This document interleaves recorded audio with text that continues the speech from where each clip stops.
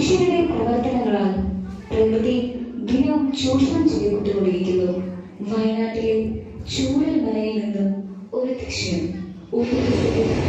അത്ഭുതകരമായ ജീവിതത്തിൽ ജീവിക്കാൻ ജീവിക്കുന്നത്.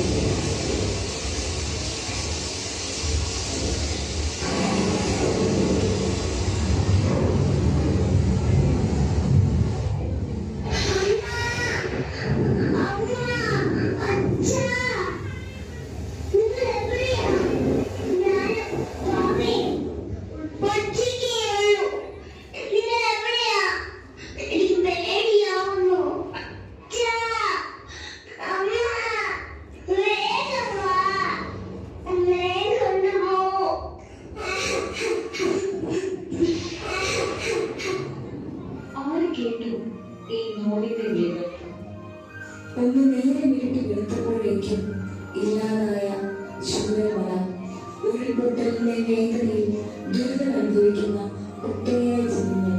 ദുരിതാശ്വാസ ക്യാമ്പുകളും അവർക്കുള്ള സഹായ വാഗ്ദാനങ്ങളും ഒറ്റയ്ക്കും കൂട്ടമായുള്ള ശ്രമത്തിന്റെ ഫലമായി ഒരു ജനതയെ തിരിച്ചു പിടിക്കാനുള്ള ശ്രമങ്ങളും.